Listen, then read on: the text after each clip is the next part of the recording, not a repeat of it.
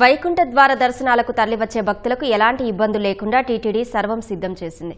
ఇవాళ అర్ధరాత్రి దాటాక ఉత్తర ద్వారాలను తెరిచి తొలి రోజు 20 గంటల పాటు తిరుమలేశ్వరి దర్శన భాగ్యం కల్పించనున్నారు. సామాన్యులకు పెద్దపీట వేస్తూ ఏఐ కమాండ్ కంట్రోల్ ద్వారా మెరుగైన సేవలు అందిస్తామంటున్న టీటీడీ అదనపు ఈవో వెంకయ్య చౌదరితో మా ప్రతినిధి నారాయణప్ప ముఖాముఖి. తిరుమల వెంకటేశ్వర స్వామి వైకుంఠ ద్వార దర్శనానికి తిరుమల తిరుపతి దేవస్థానం విస్తృత ఏర్పాటు చేసింది. తిరుమల తిరుపతి దేవస్థానం ఎలాంటి ఏర్పాటు చేసింది, రాత్రి ఎన్ని గంటల తర్వాత వైకుంఠ ద్వార దర్శనం ప్రారంభమవుతుంది, సామాన్య భక్తులకు ఎప్పటి నుంచి దర్శనం ప్రారంభమవుతుంది అనే విషయాలు తెలియజేసేందుకు మన దగ్గర అదనపు ఈవో వెంకయ్య చౌదరి ఉన్నారు. వారిని అడిగి మరి ఈ వైకుంఠ ఏకాదశి ద్వార దర్శనానికి సంబంధించి ఎప్పటి నుంచి ప్రారంభమవుతుంది? ఓం నమో వెంకటేశాయ. ఏర్పాట్లన్నీ కూడా పూర్తి అయ్యాయని చెప్పొచ్చు. రేపు మార్నింగ్ 12 తర్వాత మనకు వైకుంఠ ద్వారా తెలుసుకుంటుంది. తర్వాత ఒక 1.5 అవర్ దాకా రిచువల్స్ ఉన్న తర్వాత దర్శనం ఎగ్జాక్ట్గా 1:15 నుంచి 1:30 మధ్యలో స్టార్ట్ అవుతుంది. దాదాపు 20 గంటల దర్శనం, రాత్రి దాకా ఆల్మోస్ట్ నైట్ 11 దాకా దర్శనం ఉంటుంది. ఎంతమంది దర్శనం చేపించగలమో అంతవరకు మన స్లాట్స్ కూడా ఇవ్వటం జరిగింది. తొలి 3 రోజులు మీ అందరికీ తెలుసు, మనం ఈ డిప్ ద్వారా రిజిస్ట్రేషన్ చేసుకున్న వాళ్ళకి స్లాట్ ఇవ్వటం జరిగింది. రేపు మధ్యాహ్నం నుంచి స్లాట్స్ అన్నీ కూడా ఇక్కడ స్టార్ట్ అవుతాయి. రేపు మార్నింగ్ స్లాట్స్ అన్నీ కూడా కృష్ణతేజాలో స్టార్ట్ అవుతాయి. రేపు ఈవినింగ్ స్లాట్స్ అన్నీ కూడా 5 తర్వాత శిలాతోరణం స్టార్ట్ అవుతుంది. అలానే డిఫరెంట్ ఎంట్రీ పాయింట్స్, మనకున్న ఇన్ఫ్రాస్ట్రక్చర్ చాలా పెద్దది. ఇన్ఫ్రాస్ట్రక్చర్ని కూడా మ్యాక్సిమం మనం క్యాలిక్యులేట్ చేసుకొని క్రౌడ్ని కూడా మొత్తాన్ని కూడా మనం ఎంతమంది వస్తారు, ఏ ఎంట్రన్స్లో ఎవరిని తీసుకోవాలి, ఏ టైమింగ్లో ఎవరిని తీసుకున్న ద్వారా మనం క్రౌడ్ కూడా మేనేజ్మెంట్ బెటర్గా చేయొచ్చు, సెగ్రిగేట్ చేయొచ్చు. అలానే టైం సెన్స్ ద్వారా వాళ్ళకి దర్శనం చేయించడం వల్ల వాళ్ళకు కూడా హ్యాజిల్ ఫ్రీ చాలా బెటర్గా దర్శనం చేయించవచ్చు. అడ్మినిస్ట్రేషన్ కూడా కొంతవరకు బర్డన్ తక్కువ ఉంటుంది. వాళ్ళు కూడా సీమ్లెస్గా వాళ్ళ యొక్క డ్యూటీస్ పర్ఫామ్ చేయడానికి అనుకూలంగా ఉంటుందని ఈసారి చాలా పగడ్బందీగా అందరు స్టేక్ హోల్డర్స్తో కూర్చొని పాస్ట్ ఎక్స్పీరియన్సెస్ అన్నీ కూడా అనలైజ్ చేసుకొని, అలానే ఉన్న ఇన్ఫ్రాస్ట్రక్చర్ మొత్తాన్ని కూడా పరిగణలో తీసుకొని, మనకున్న క్యూ లైన్స్ కానీ మొత్తం సిస్టాన్ని కూడా క్యాలిక్యులేట్ చేసుకొని పర్ఫెక్ట్గా డిజైన్ చేయడం జరిగింది. మన క్యూ లైన్స్ కూడా దాదాపు 68,000 పిలిగ్రిమ్స్ని హోల్డ్ చేసే కెపాసిటీ ఉంటుంది. బ్రహ్మాండమైన ఇన్ఫ్రాస్ట్రక్చర్, దానితో బ్రహ్మాండమైన టెక్నాలజీ కూడా మనం అడాప్ట్ చేసుకోవటం జరిగింది. సో వాటి ద్వారా కూడా ఎప్పటికప్పుడే నిరంతరము క్రౌడ్ని మానిటర్ చేసుకుంటూ, అలానే క్రౌడ్ ఎంట్రీ పాయింట్లో కూడా ఎగ్జాక్ట్గా ఏ కేటగిరీ వాళ్ళు ఏ టైంలో రావాల్సిన వాళ్ళు వస్తున్నారా లేదా కూడా మన ఏఐ కమాండ్ కంట్రోల్ ద్వారా చూసుకోవచ్చు.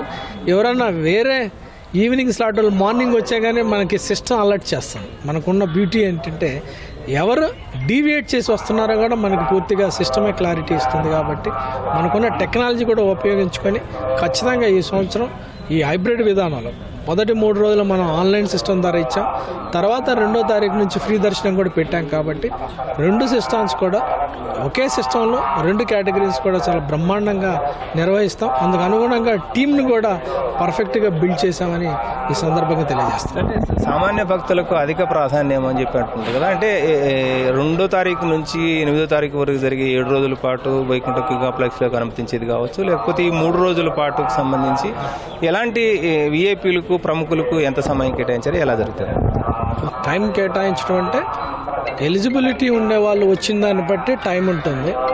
మనం ఒక క్యాలిక్యులేట్ చేసుకున్నాం, పాస్ట్ డేటాని తీసుకొని ఒక క్యాలిక్యులేట్ చేసుకున్నాం. ఆ క్యాలిక్యులేట్ చేసిన దాని ప్రకారం కొంత టైంని కేటాయించడం జరిగింది. అయితే మెజారిటీ టైంలో దాదాపు అవుట్ ఆఫ్ 20 అవర్స్లో దాదాపు 16 అవర్స్ మన స్లాటెడ్ దర్శనం ఆన్లైన్ ఇచ్చిన వాళ్ళకే దర్శనం ఉంటుంది. అలానే విఐపి భక్తులకు కూడా ఖచ్చితంగా వాళ్ళకు కూడా పూర్తి స్థాయిలో సమాచారం టికెట్లోనే ఇవ్వటం జరిగింది. ఆ టికెట్లోనే అంత సమాచారం కూడా ఉంటుంది. ఎక్కడ పార్కింగ్ చేసుకోవాలి, ఎక్కడ లైటింగ్ ఉండాలి, ఎక్కడ బోర్డింగ్ చేయాలి, ఇవన్నీ కూడా పూర్తి స్థాయిలో మనం టికెట్లోనే పొందుపరచడం జరిగింది. అక్కడ వాళ్ళకు కూడా ఇబ్బంది లేదు. ఆన్లైన్ సిస్టమ్ ద్వారా వచ్చిన వాళ్ళకు కూడా పూర్తిగా టికెట్లోనే అంత సమాచారం ఇచ్చాం. సో ఒక టికెటే వాళ్ళని గైడ్ చేస్తుందని చెప్పొచ్చు ఈసారి. సో ఎక్కడా కూడా భక్తులందరికీ కూడా వాళ్ళకి ఇచ్చిన టైం ప్రకారం వాళ్ళు వస్తే ఎక్కడా కూడా వాళ్ళకి ఇబ్బంది ఉండదు, అడ్మినిస్ట్రేషన్కి ఏ రకమైన ఇబ్బంది, అలాగే తోటి భక్తులకు కూడా ఏ రకమైన ఇబ్బంది ఉండదని ఈ సందర్భంగా తెలియజేస్తాం. ఈ అన్నదానానికి సంబంధించి ఎలాంటి ఏర్పాటు చేస్తారు? సో అన్నదానానికి సంబంధించి ఒక ప్రత్యేకమైన మెనూ క్రియేట్ చేయడం జరిగింది. అయితే ఫస్ట్ 3 రోజులు ఖచ్చితంగా 24 అవర్స్ కూడా రన్ చేస్తాయి మన కిచెన్, 4 కిచెన్స్ కూడా. అలానే దాదాపు 16 రకాలైన వంటకాలు కూడా ఫెస్టివల్ దానిలో తయారు చేయడం జరుగుతుంది. అడిషనల్గా దాదాపు 200 మందిని తీసుకోవడం జరిగింది ఈ మధ్యకాలం. కావాల్సిన వెజల్స్ కానీ, అలానే కిచెన్స్ పూర్తిగా ఆడిటింగ్ చేసుకోవడం జరిగింది సేఫ్టీ పాయింట్ ఆఫ్ వ్యూలో. అలానే మనకి క్లీనింగ్ కానీ, లేకపోతే వెజిటబుల్ కటింగ్ కానీ, ప్రొవిజన్స్ కానీ, ఎడిషనల్గా ఎంత ప్రొవిజన్స్ తీసుకోవాలి అన్నీ కూడా పూర్తి స్థాయిలో సమకూర్చుకోవడం జరిగింది. పండుగ వాతావరణానికి అనుగుణంగా మెనూ కూడా తయారు చేసాం. ఏ ఫుడ్ కౌంటర్లో సర్వ్ చేయాలి అది కూడా పూర్తి స్థాయిలో ప్రణాళిక చేసాం. దాని ప్రకారమే ఎక్కడ ఎవరికి ఇబ్బంది లేకుండా అందరికి కూడా సర్వ్ చేయడానికి టీటీడీ యొక్క అన్నదాన వింగు సమాయత్తమైందని చెప్పగలం. సెక్యూరిటీ ఎలాంటి భద్రతకు సంబంధించి ఎలాంటి ఏర్పాట్లు చేశారు? 3 ఎంట్రీ పాయింట్లు పెట్టారు కదా, ఆ ప్రాంతాల్లో కావచ్చు, లేకపోతే కింద తిరుపతి నుంచి వచ్చే సమయాల్లో కావచ్చు, కనుమ రహదారులు, ఘాట్ రోడ్లలో. సో ఘాట్ రోడ్లో కానీ, లేకపోతే పైన దాదాపు 1500 మంది సెక్యూరిటీ ఉన్నారు. అలానే విజిలెన్స్ వాళ్ళు కూడా దాదాపు 1200 పైనే ఉన్నారు. అలానే 349 టీటీడీ అదనంగా మన ఎంప్లాయీస్ని కూడా డిప్యుటేషన్లో తీసుకోవడం జరిగింది. సో మనందరికి కూడా ఫుల్ క్లారిటీ ఉంది. కొండపైన ఇంపార్టెంట్ పాయింట్స్ అయ్యి, సెన్సిటివ్ పాయింట్స్ ఏంటి, కాంగ్రిగేషన్ పాయింట్స్ ఏంటి. సో మనం ఎక్కడికక్కడ అన్ని చోట్ల కూడా మనం సైనేజ్ బోర్డులు కూడా పెట్టడం జరిగింది. అందరి ఆఫీసర్స్ కూడా గేరప్ అయ్యాం. అందరు ఆఫీసర్ని కలిపి కూడా ఒక పాయింట్లో 3 రకాల ఆఫీసర్స్ ఉంటారు. వాళ్ళని కూడా కలిపి వాళ్ళ కామన్ బ్రీఫింగ్ కూడా ఇవ్వడం జరిగింది. సో అందువల్ల వాళ్ళందరూ ఒక టీమ్గా వర్క్ చేసే విధంగా వాళ్ళ బ్రీఫింగ్ ఇవ్వడం జరిగింది. ప్రజలకు కూడా, అంటే భక్తులకు కూడా రీచ్ అవుట్ అయ్యేటట్టు ప్రచార మాధ్యమాల ద్వారా ఎప్పటికప్పుడు ఇన్ఫర్మేషన్ కూడా ఇవ్వడం జరుగుతుంది. ఈ క్రమంలో అన్ని చోట్ల కూడా మన టెక్నాలజీని బాగా వాడుకోవాలి. యాక్చువల్లీ కమాండ్ కంట్రోల్ సిస్టమ్స్ మనకు 2 ఉన్నాయి. 2 కూడా బాగా ఎఫిషియెంట్గా వర్క్ చేస్తాయి. ఒకవైపు temple Darshan related, waiting related ఒకటి మనకి ఏ కమాండ్ కంట్రోల్ ఉంటే, ఇంకొక వైపు మనకి పూర్తిగా ఓల్డ్ కమాండ్ కంట్రోల్ సిస్టమ్ నుంచి సెక్యూరిటీ పాయింట్ ఆఫ్ వ్యూలో మొత్తం కూడా పోలీస్ కానీ, విజిలెన్స్ కానీ చూస్తూ ఉంటుంది. ట్రాఫిక్ కూడా మేనేజ్మెంట్కి సంబంధించి కూడా మనం కొత్త ఏ కమాండ్ కంట్రోల్ ద్వారా ఎప్పటికప్పుడే మానిటర్ చేసుకుంటాం. ఎన్ని వెహికల్స్ వస్తున్నాయి, ఎక్కడ పార్కింగ్ ఉంది, ఏ పార్కింగ్లో ఎన్ని పడతాయి కూడా మనకు పూర్తి స్థాయిలో అవగాహన ఉంది. కాబట్టి ప్లానింగ్ చేసేటప్పుడు అన్నిటిని కూడా 360 డిగ్రీస్లో చూసుకొని ప్లానింగ్ చేసాం. అది ఖచ్చితంగా పర్ఫెక్ట్గా ఏ రకమైన ఇబ్బంది లేకుండా ఇంప్లిమెంట్ చేస్తాం. లడ్డు ప్రసాదాలు అదనంగా ఉత్పత్తులు కావచ్చు, లేకపోతే అందుబాటులో ఉంచేది కౌంటర్లకు సంబంధించి ఎలాంటిది? ఓవరాల్గా మనకి 8 లక్షల లడ్లు ఎప్పుడు కూడా డిస్పోజల్లో ఉంటుంది.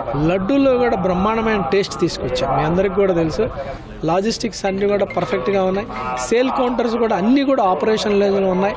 మళ్ళీ ఖచ్చితంగా అడిషనల్గా ఒక 5 సేల్ కౌంటర్స్ కూడా పెట్టడం జరిగింది. సో లడ్డూలో కానీ ఎక్కడా కూడా ఏ రకమైన ఇబ్బంది లేదు. అంతా కూడా ఒక యూనిట్గా సమర్థవంతంగా పనిచేస్తుంది. గడిచిన 2 నెలలుగా సుదీర్ఘంగా సమావేశాలు నిర్వహించి, ప్రణాళికలు రూపొందించి, ఆధునిక సాంకేతిక పరిజ్ఞానాన్ని వినియోగించుకుంటూ తిరుమల శ్రీవారి దర్శనానికి వచ్చే భక్తులకు వైకుంఠ ఏకాదశి పర్వదినాన ఎలాంటి ఇబ్బందులు లేకుండా పండుగ వాతావరణంలోనే దర్శనం చేసుకునేందుకు అవసరమైన అన్ని ఏర్పాట్లు చేశామన్న అభిప్రాయం అదనపు వ్యక్తం చేస్తున్నారు. కెమెరామెన్ శేఖర్తో వి నారాయణప్ప, ఈటీవీ న్యూస్, తిరుమల నుంచి.